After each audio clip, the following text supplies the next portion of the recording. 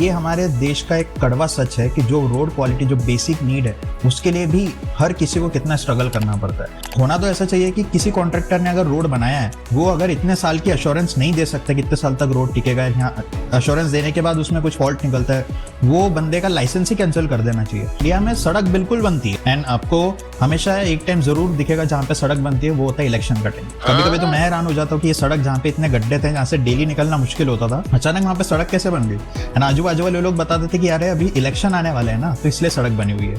तो आपके साथ भी ऐसा कभी हुआ होगा कि गलती से अगर कोई गड्ढे के ऊपर से अगर आप जाए तो थोड़े सेकंड्स के लिए आपकी जान यहाँ तक आ जाती है। क्या आपको पता है रोज 1,70,000 लोग सिर्फ रोड एक्सीडेंट में मर जाते हैं इंडिया में। यह आंकड़ा इतना बड़ा है, बट फिर भी इस चीज पे हमारा इतना ध्यान नहीं जाता, क्योंकि हम सब बोलते हैं कि ये सब चीजें चलती है, हादसे तो होते रहते हैं।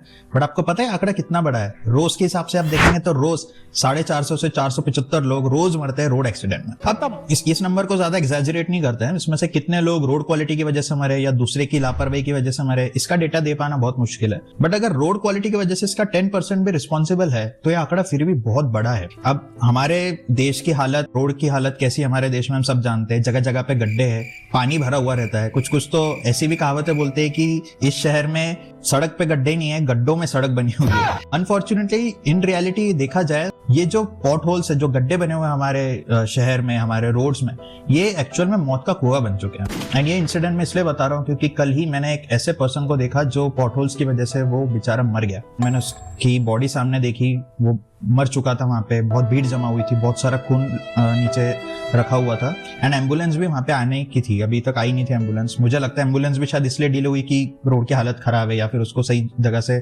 जगह नहीं मिली होगी टाइम पे पहुंचने के लिए। ये इंसिडेंट्स हो तो गया उस बंदे के साथ, बट जब मैं वहां खड़ा था मुझे इतना दिल में छुई बात। मैं खुद से क्वेश्चन पूछा कि इस चीज के लिए रिस्पॉन्सिबल आखिर कौन है? वो पॉट होल की वजह से वो मर गया, उसकी जान चली गई, ना इस चीज के लिए कोई रिस्पॉन्सिबल है एंड ना उसे इस चीज के लिए कोई कॉम्पेंसेशन मिलने वाला है। सबसे ज्यादा कॉस्ट किसी ने चुकाई है तो उसकी फैमिली ने चुकाई है। बट ये जो सिस्टम है इतना ज्यादा करप्ट हो चुका है, यहाँ पे इतना पुअर चीजें होती है, इतना सिस्टम में मतलब पूरा इनकॉम्पिटेंट है। जगह जगह पे गड्ढे है, पानी भर जाता है, आपने देखा होगा कहीं पे बारिश होती है, इतनी पुअर प्लानिंग है। ये लिटरली इतना मौत का कुआं बन चुका है कि ये बेसिक नीड है, डे टू डे एक्टिविटी में आम आदमी यहाँ से गुजरता है।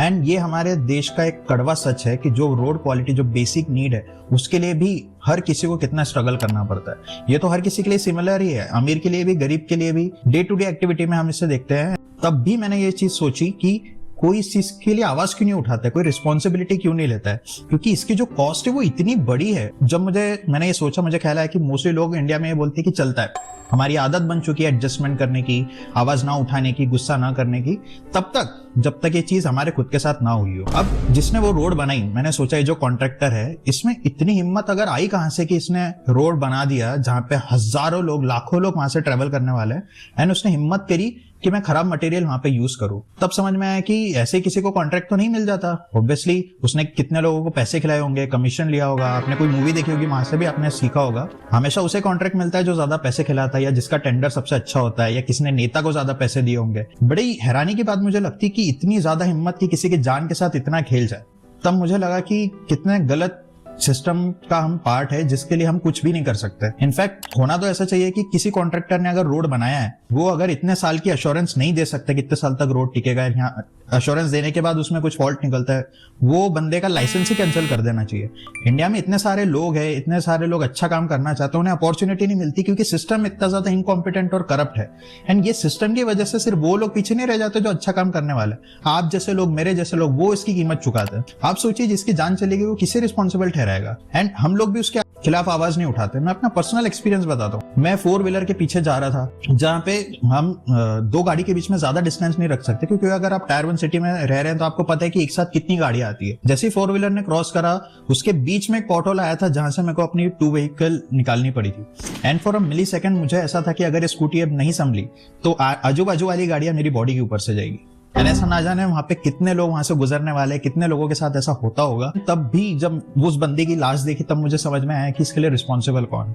आपके साथ भी ऐसा कभी हुआ होगा कि गलती से अगर कोई गड्ढे के ऊपर से अगर आप जाए तो थोड़े सेकंड्स के लिए आपकी जान यहाँ तक आ जाती है। बट अनफॉर्चुनेटली ऐसे हादसे हमारे साथ नहीं होते, किसी और के साथ भी होते हैं, तो भी हम इस चीज पे आवाज नहीं उठाते। कभी भी पानी भरता है, लोगों को काम पे जाने में लेट होता है तो न्यूज फ्लैश बनती है, लोगों को पता चलता है, बट उसके खिलाफ एक्शन कितना होता है आपने कभी देखा है? दूसरे कंट्रीज में लोग दावा करते हैं कि ये सड़क इतने साल तक टिकेगी, उतने साल तक टिकेगी। इंडिया में भी एक सिस्टम है कि ये सड़क नेक्स्ट बारिश तक टिकेगी। जब तक बारिश नहीं आती तब तक ये सड़क है, उसके अलावा नहीं रहेगी। एंड इंडिया में सड़क बिल्कुल बनती है, एंड आपको हमेशा एक टाइम जरूर दिखेगा जहां पे सड़क बनती है, वो होता है इलेक्शन का टाइम। कभी कभी तो मैं हैरान हो जाता हूँ कि ये सड़क जहाँ पे इतने गड्ढे थे, जहाँ से डेली निकलना मुश्किल होता था, अचानक वहां पे सड़क कैसे बन गई। एंड आजू बाजू वाले लोग बता देते कि यार अभी इलेक्शन आने वाले हैं ना, तो इसलिए सड़क बनी हुई है। तो देखिए कि कितना ज्यादा करप्ट है ये सिस्टम कि अपने फायदे के लिए तो लोग तुरंत काम करा देते हैं, बट जब दूसरों को इनकन्वीनियंस हो उसके लिए सोचने वाला कोई भी नहीं है, एंड इसके लिए आवाज उठाने वाला भी कोई नहीं है।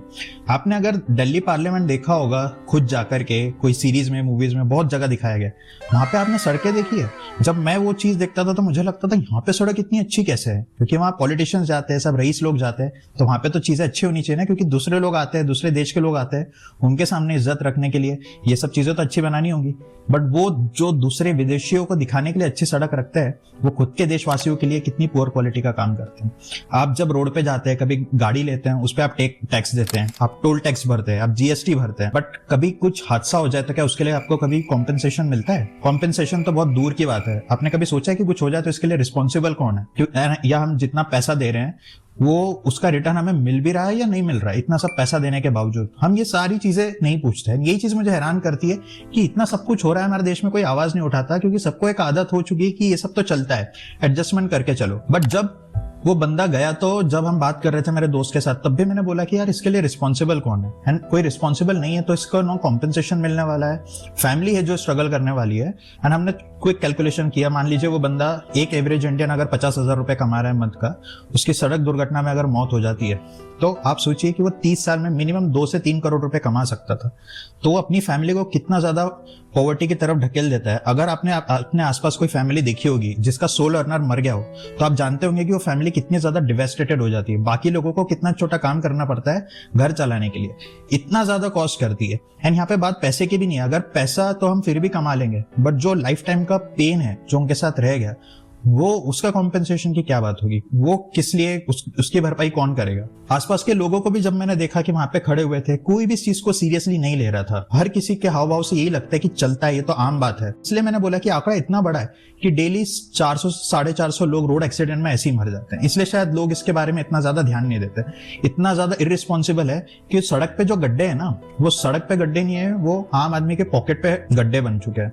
क्योंकि रईस तो अपना कुछ ना कुछ कर सकता है, बट आम आदमी या उसकी जान चली गई जाए तो उसका कॉस्ट कितना रहता है, वो सिर्फ जिसके साथ होता है वही समझ सकता है। एंड जब किसी की जान इस पॉटहोल्स की वजह से जाती है, तो इसकी चीज हमें न्यूज में या नेताओं के भाषण में कभी भी सुनने को नहीं मिलती है। तो इसीलिए मैं कहता हूं कि कभी सिस्टम इतना ज्यादा करप्ट है, किसी की हिम्मत है कि खराब काम करने की, तो उसके पीछे स्ट्रॉन्ग बैकिंग कितनी होगी। हम आवाज इसलिए नहीं उठाते क्योंकि जब तक हमारे साथ नहीं होता है, हमें एक पैटर्न हो चुका है, आदत डाल लो या फिर एडजस्टमेंट करके चलो, थोड़ा संभल के चलो। हमारी डे टू डे एक्टिविटी ऐसी बन गई कि एडजस्ट करके चलना चाहिए, कॉम्प्रोमाइज करके चलना चाहिए, सबको साथ लेके चलना चाहिए।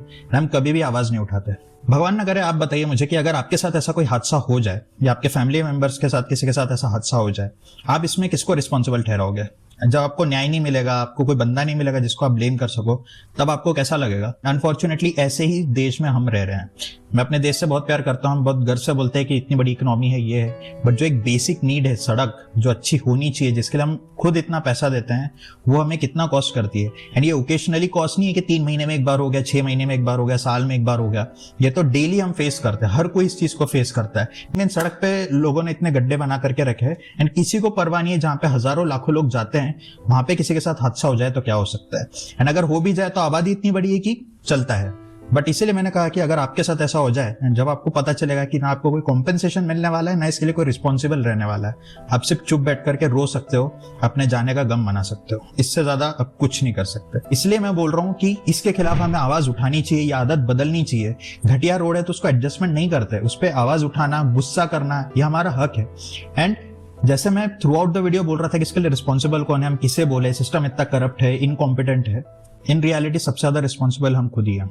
क्योंकि उन लोगों को पता है कि हम लोग आवाज नहीं उठाते, हम लोग कुछ नहीं बोलने वाले, तभी कॉन्ट्रैक्टर के पास इतनी ज्यादा हिम्मत होती है, नेताओं के पास इतनी हिम्मत होती है कि वो अच्छा कमीशन ले, एंड उसी पर्सन को कॉन्ट्रैक्ट देते हैं जो खराब काम करता है। एंड जब उनका स्वार्थ होता है तब वो सड़क बनाते हैं, बट जब उनके खुद के देशवासियों पे वो बात बीतती है तब तक किसी को ख्याल नहीं आता है। एंड इस देश में हम रह रहे हैं। मेरी आपसे रिक्वेस्ट है कि प्लीज आप आवाज उठाइए, इसके बारे में कुछ बोलिए। वेट मत करिए कि आपके साथ कुछ हादसा हो तब आप कुछ बोलेंगे। इसके खिलाफ बात करना सीखिए। अगर कोई आपके आसपास आपका एमएलए या नेता इसके बारे में काम नहीं कर रहा है तो छोटा रेवोल्यूशन लाइए एंड चीजें बदलने की कोशिश करिए, क्योंकि अगर हम आवाज नहीं उठा रहे हैं तो इसके लिए रिस्पॉन्सिबल हम हैं। इन स्पिरिचुअलिटी हम सीखते हैं कि हर चीज के लिए खुद को रिस्पॉन्सिबल मानो।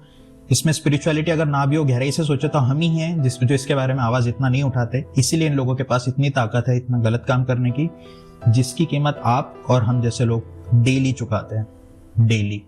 एंड हम सिर्फ उस दिन का वेट करते हैं जब हमारे साथ कुछ हादसा ना हो जाए। आप मुझे अपना एक्सपीरियंस बताइएगा, आपके थॉट्स बताइएगा कि आपके साथ ऐसा कभी हुआ है, या ऐसे कितने लोगों को आप जानते हैं जिनके साथ ऑलरेडी हादसा हो चुका है, उनकी फैमिली जानती है कि वो किसी को रिस्पॉन्सिबल नहीं ठहरा सकते। वीडियो कैसा लगा आपको जरूर कमेंट सेक्शन में अपना व्यू शेयर करिएगा।